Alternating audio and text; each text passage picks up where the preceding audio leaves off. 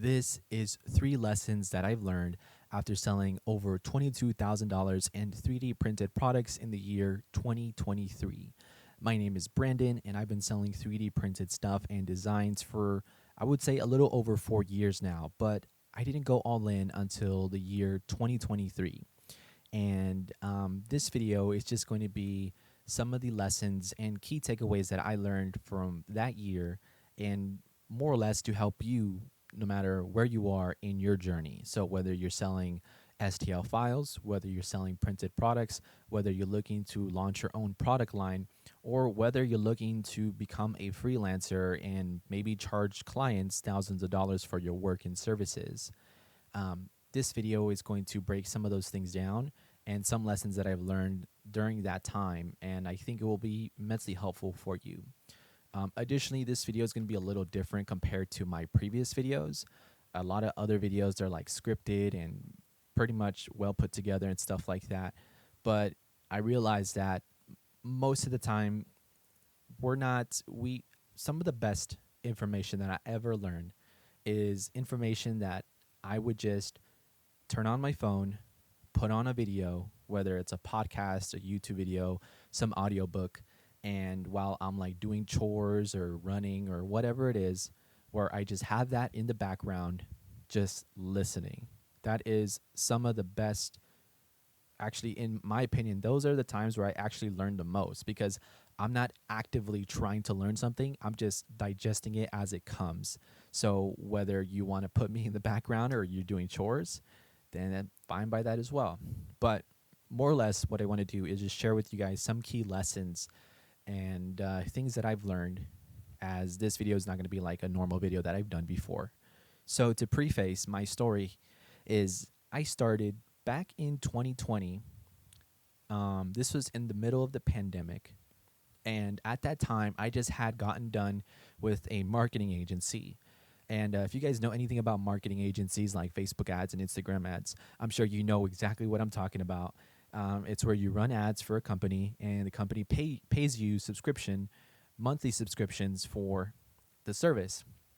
Now, it's a great business model for reoccurring revenue, but what nobody tells you, and what a lot of coaches and mentors and people within the online space don't tell you, is that you have to be constantly bringing in new clients as fast as they are leaving.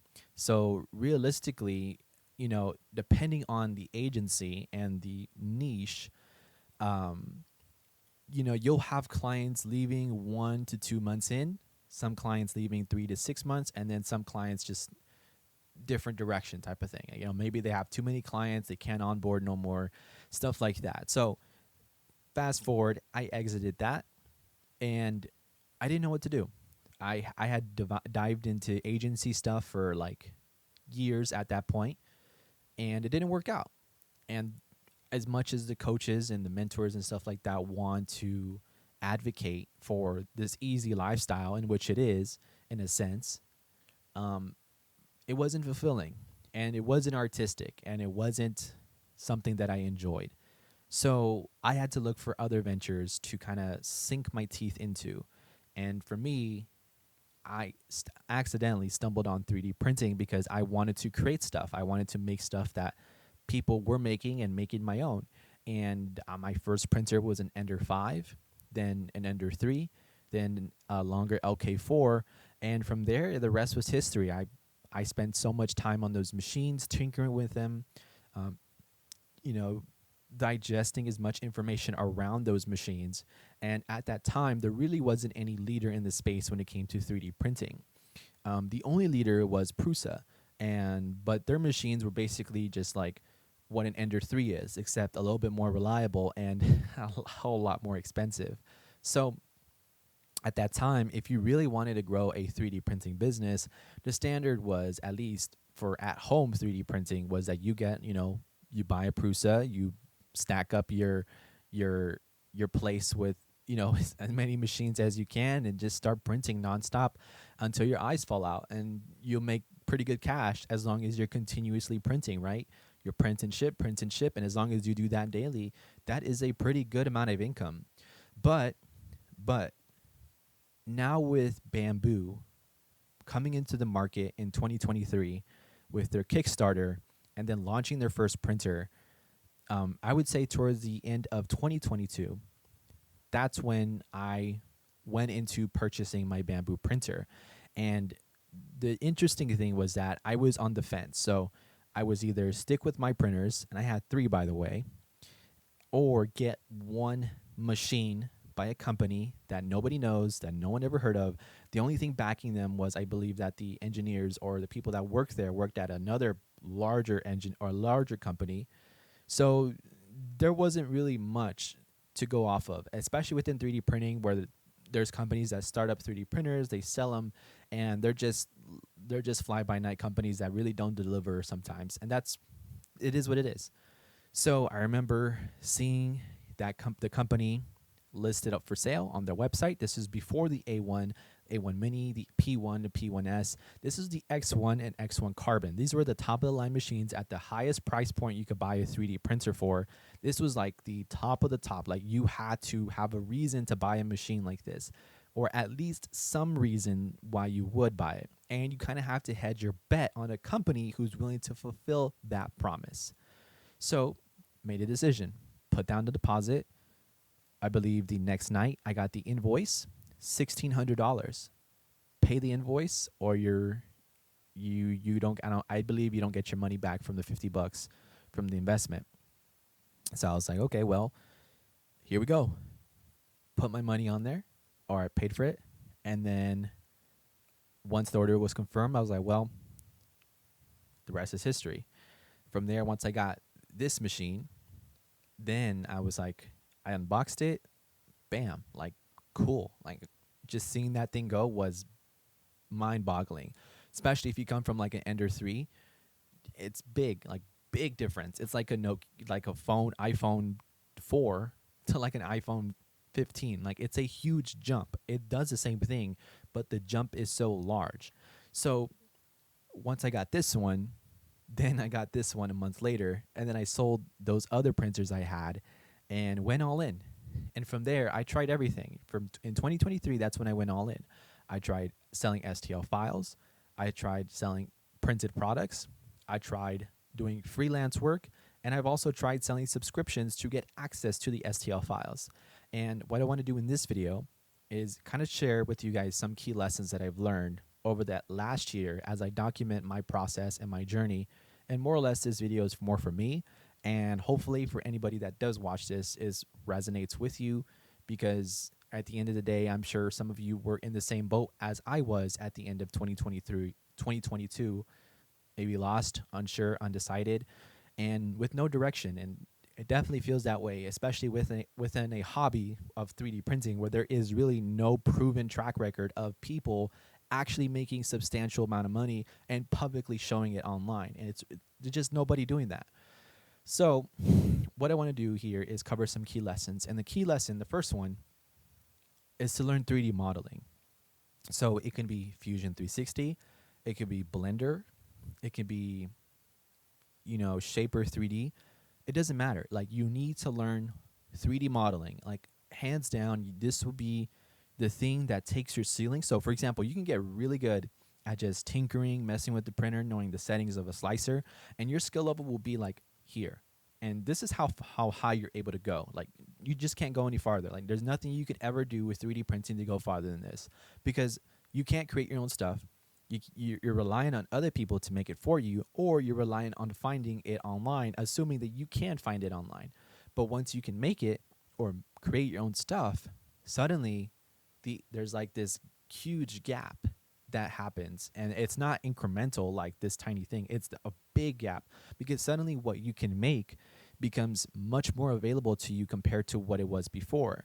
So in essence, you can create your own files, you can create your own products, you can be a freelancer, you can create products for other people, and you can make money doing that, all because you learn these two skills and they cohesively combine together to make a unit. And that unit is your knowledge and your skill set and your level of expertise based on how much you invest into these programs and into machines or a printer like these, right? So 3D modeling, hands down, will be the first one. The second thing is to create. And by create, I mean like just get started with creating stuff. Now, I have a group with over 500 people for 3D printing. And I realize that a lot of people, they just have no clue how to turn an idea or where to get ideas or how to turn a concept into a design. And I cannot recall that for me. Like I in my head for me, when I was getting started, I don't recall that being an issue. I recall myself the issue being that I had the skill level required to make something was the gap or the issue that I had. So, for example, like if I were to use this as an example, if I was a complete beginner, there is a skill level or gap that I need to learn in order to make this. And in comparison, the skill level or the gap from this right here, this, right? Like this is easy and then this is hard, right? So the gap here is hard, but the gap here is easy, right? So what I'm trying to say is that like I had more trouble figuring out how to collectively get my skill set to reach harder level objects, if that makes sense, and not more or less about my ideas. But I can definitely see why the ideas portion can be it. And one way that has helped me out, at least in that process, was creating like a Pinterest account and creating a board of all the things that I like. So it would be like I like really organizational stuff. Tools, gearboxes, toolboxes, containers, coolers, organizational units, storage. I'm really into that stuff. I like looking at it. I like the texture, the look, the industrial design of it. It looks so cool to me. But that's because that's me. Additionally, to further that, or to in addition to that, was I would go to stores, and like for example, one really well-known brand that I really like their products is Yeti products, and Yeti has like their own line of coolers, and their own line of products, and their own line of containers, like gearboxes for like emergency storms and survival kits and stuff like that. And that's where I got a lot of inspiration for this design here. Now, it's not like a carbon copy of their stuff, of course, it's not, but you can kind of get the idea that it's like a similar product, like what they make essentially. So I would go to the store. I would, let me see here, better. It was out of focus. I would go to the store and I would look at their products. I would open it. I would kind of see the hinges, how they work, how things open, how they close, the flaps, what parts and materials they use for the inside, the outside, the bars, the hinges, what they use for the hinges, the types of screws they use, the fact that they're stackable, like, these tiny little things that look so simple to us as a consumer, but as a creator or a product creator, it's like it's a big deal because every little piece or thing you add to a product takes time and work regardless of how small it is. And these little tiny things that you need to account for, like the fact that this stacks on top of another one, like if you print it out another one, you can stack it. But as well as making these, this is like, for example, this is my medium sized one, and then making a smaller version of this where you can fit two of these on top, and making sure that the dimensional accuracies of the two on top fit in according so they can stack on top of this. So it's a whole lot of factors that go into it. And more or less what I'm trying to say is that if you want to get good or better or create your own things, you need to start just either figure out what you like to make, create a Pinterest board, fill it up with stuff that you really like, and go to stores if possible. If you have stores nearby, go to stores that sell products that you really like. And it doesn't matter. Maybe go to IKEA. IKEA is a great place to look at stuff. Like they have really unique type of they have a unique type of furniture design that they make. For me, it was Yeti. For me, it was like coolers. For me, it was like stuff like that. So I would fill up my board with all these things that I personally like and enjoy, right? The third thing is to experiment. So in the beginning, when I was first getting started, I didn't know what I really wanted to make. Like, I had an idea. I had like the final vision in mind. Like, I had the final outcome. But realistically, you don't jump from a beginner to the final outcome right away. And I still think I'm in process to my final outcome. But more or less, what I'm trying to say is that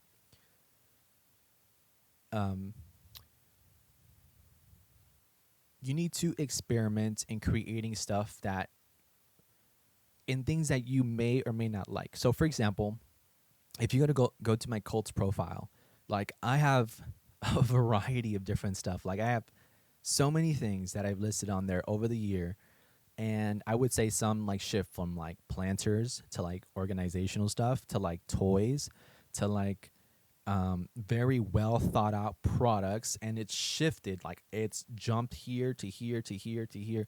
And now moving on to 2024, I have a much more clear picture on what I want to make now and the type of products I want to make and the type of designs and style I want to aim for.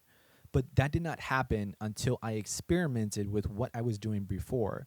So in your instance, so if you like to make, for example, planters, well, look at the different styles of planters of that people are making right now. There's people that make planters that attach to walls, planters with detachable bases, planters with like hinges on it, like different things. Like it's vast. You need to experiment with different niches. So, for example, with 3D printing, there's planters, there's flexis, there's like, switch or desktop stuff like desktop toys. There is like RC cars and models that people make. There is organizational units and storage like what I'm doing.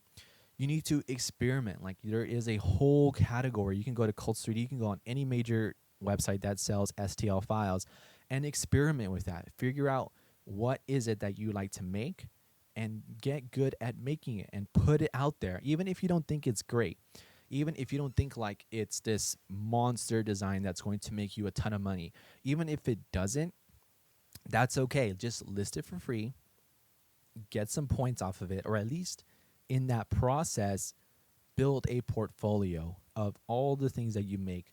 So over time, cumulatively, you'll kind of look back and see the work that you did, and you'll be like, "Oh, damn! Like I didn't like how how that thing looked," or "Oh, that product photo looks, it doesn't look right," or this part I could have changed that, or oh, I could have added that. So more or less, you need to experiment with different things and find out what it is you like to make, find out what it is that you enjoy, what it is that you watch or consume. So I mean, it's hard to tell you from this video, but you will find out quickly once you start doing it and uploading it and sharing it. Even if you don't like it, even if you don't think it's cool, even if you don't think you're confident in it, it's okay. Like just share it anyway. At least get a portfolio going and at least build up some points. And hey, at some point someone will buy what you have to sell, even if you don't think it's a great product. Like someone will buy it and someone will download it. Like hands down, it's going to happen regardless. Even if it's just one download, someone will want it. Okay, so those are 3 key lessons that I've learned. In addition to that, I also want to add on one more. So in the beginning of the video, I mentioned that I've done STL files. I mentioned that I've sold physical products, like products that I printed and shipped to customers. And in addition to that, I've also done freelancing work where someone pays me a certain amount of money to create a prototype of their product for them, and then I mail them out the prototype, and then we go back and forth until we get the final design. And I've also sold subscriptions to my STL files. And those are like the 4 main ways to monetize with 3D printing right now. Like those are the 4 ways to really build an income. And in addition to that, the 4th lesson, or at least the bonus thing that I want to add, is that you kind of want to experiment with these as well. So, for example, I first started selling physical prints. This is the easiest one because selling a physical product is very easy in terms of just creating something and listing it online. But once I made my physical product, you can also, in addition, transfer that to the STL file, because people will want the physical product, like people who just don't have printers, and then people who have a 3D printer will want the STL file. And then as your catalog or your portfolio grows, then you can transition into selling the license for those files. So like a Patreon or a subscription, or like whatever it is, like whatever platform you decide to use, you can sell a subscription to your products and mainly your STL files, which you can have like a personal license for like $10 a month, $5 a month, and then a commercial license from like $10 to $20 a month. And the structure could change. It doesn't have to be $10 specifically, but more or less you as your portfolio grows, even if it's free, let's just say you have 5 products that they're free on like Cults or wherever, you can even transition to selling a commercial license even though it's free, because there are people who are willing to pay for your stuff, and or at least pay for it commercially, that respect your work. So more or less you can still monetize even if your designs aren't good, because someone will still want it. Now I'm not going to say like you're going to be balling or anything like that, because $10 a month is not like a life-changing income, but $10 online, your first $1 online changes your perspective, your first $1,000 online changes your mindset, and then your first $10,000 online changes your worldview on money. And I think those have been incredibly useful for me as I've been doing this for several years now, or at least went all in for 2023. And the last one I also mentioned, freelance work. So freelance work is also really good, but you don't have to be this like super expert or anything like that. You don't have to have like a degree or anything. Now, the key thing with freelance work is that, so for example, I would say if you do freelance work, you can also, in addition to that, you can use your portfolio as leverage when you are working with potential clients. So I would say I'm not the expert in freelance work, but from the freelance work that I've done, and I mean like not simple stuff, like I mean like thousands of dollars in digital assets that I converted to physical prints and prototypes. The main thing with that is that it's a little bit different, because with physical products, with STL files, with digital licensing, it's kind of like a one and done type of thing. With freelancing, it's more like you're working with someone directly, and you need to find these people who are interested in a service like yours, who is willing to pay for your money, your time, your energy, the expenses that are required to, fund the project, and as well as to pay for you, because at the end of the day, it's a business and you need to make sure it's worth your time. So more or less for freelance work, I would highly suggest that if you do go for that, learn 3D modeling and get really good at it. But otherwise, if you're not so great at it, I wouldn't recommend it, because it's the 3D modeling skill is like the biggest skill that you need for all of these 3 things to work. So more or less, those have been 3 key lessons. Hopefully this has been impactful or insightful for you guys. I know this is like completely off the cuff. There's no script, there's no teleprompter here. It's more or less just me sharing my progress, my journey here, some key things that I've learned, some key things that I probably will do better. And I think my mission moving into 2024, and I think that most of you should be doing, and what I've learned, at least within the last quarter of 2023, is to build a brand of products. So instead of just selling like toys and trinkets and flexies, and not to say that those are bad products, but I would say those aren't products that are scalable in a sense where this is a product line. Like this is a product line of high quality products that you made and that people are willing to buy, in a sense. Like I don't want to spend time printing a flexi that I could charge for $5. I'd rather spend time modeling and creating stuff that I can charge $30 to $50 for, because it's worth my time and effort to put these things together because I made it myself. And what I mean is the higher price tag means, in addition, you have to make your products look more luxe, better product photos, better style of products, better marketing, better photography, better video content creation, all these other things. And more or less what I'm trying to say is that I think what's going to do really well into moving 2024 into 2025 into 2026 is the creator economy for 3D printing. So for example, if there's a creator economy for videos like TikTok on Instagram, there's also one for 3D printing, where the people who are really going to do well are the people who've niched down, who picked a certain type of products that they make or like making, and they more or less focus on making more of those stuff. So I could think of off the top of my head only like a few creators who have niched down. Like if you think of flexis, I'm sure you already know who comes to mind.